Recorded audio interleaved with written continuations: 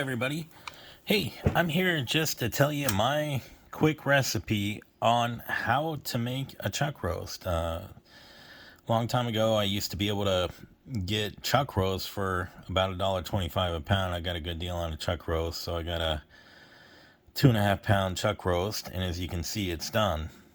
So the first thing I did is I cut this thing into thirds. So there are 2 pieces left, and I'll show you the end result coming up. So I cut it into 3 pieces. I took about a half cup of olive oil, a teaspoon of black pepper, a teaspoon of garlic powder, a teaspoon of onion powder, and also a teaspoon of rosemary. So I mixed that all in a bowl and then coated it as best as I could, and then I put it back in the fridge for about an hour. So once I was done with letting it soak up the ingredients, I didn't add any salt to this one, and you can add a teaspoon of salt, but you're not going to need it because a couple of ingredients later that were used. So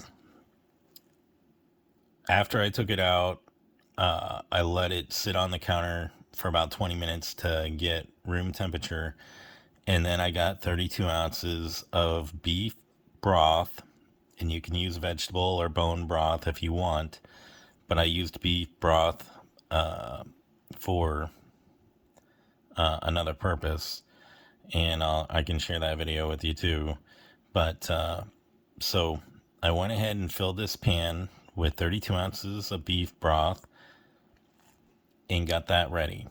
And then right before I did that, I seared all sides for up to about 10 minutes. And I wanted to show you this piece right here because it's got some charcoal on it, and that's what you want. You want a little crispy on the outside, and so that way when you cook it in the broth, it actually tenderizes it. So after I seared it for about 10 minutes, and if you have a bigger roast, you may have to sear it for maybe 15 minutes at the most, but you want to make sure that it's crispy on all sides, and you do that in a pan. So in the pan with the grease, I used about 2 teaspoons of olive oil, maybe a little more, but I also added a teaspoon of my 2 secret ingredients of bacon grease, and then also a tablespoon of butter. So, and I cooked that, fried it for about 10 minutes, and then I got it ready, put it in the pan, and then put it in the oven. So we're going to go ahead and show you the part where I took it out of the pan, and then what I did from there.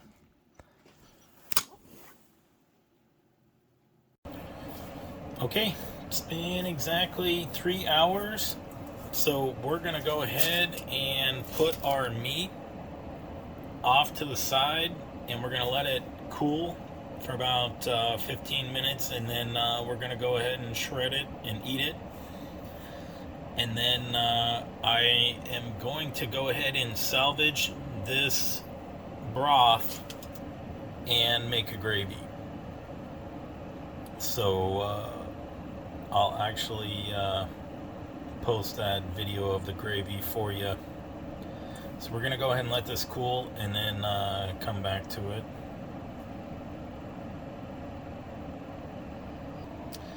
And I just want to note, and that has rosemary in it, but for the gravy, save your beef broth, and I have about 8 ounces, which is perfect. That's what you need to make gravy. So we're gonna go ahead and continue to let this roast rest and cool. I got it covered, and then we're gonna come back. All right, so the pot roast is done, and I have a special treat. I made potatoes Those are the best potatoes in the world. I'll link the recipe for you. Those are crusty potatoes.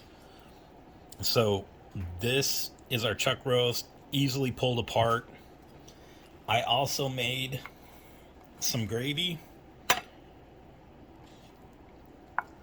with the bouillon, and I'll post that recipe for you too. But look at that. So good. So I'm going to try it without the gravy, and then I'll try it with the gravy. Oh, look at that. It just pulls apart. That is so good.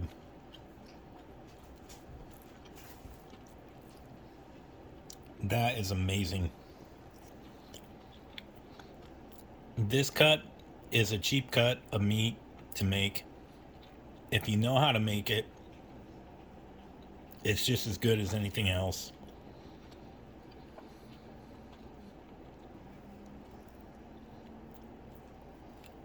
Let's have a bite of potato. So good.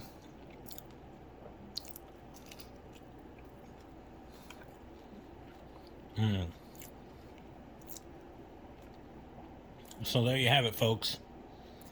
Probably one of the best dishes that you can make, and it's literally under 20 bucks.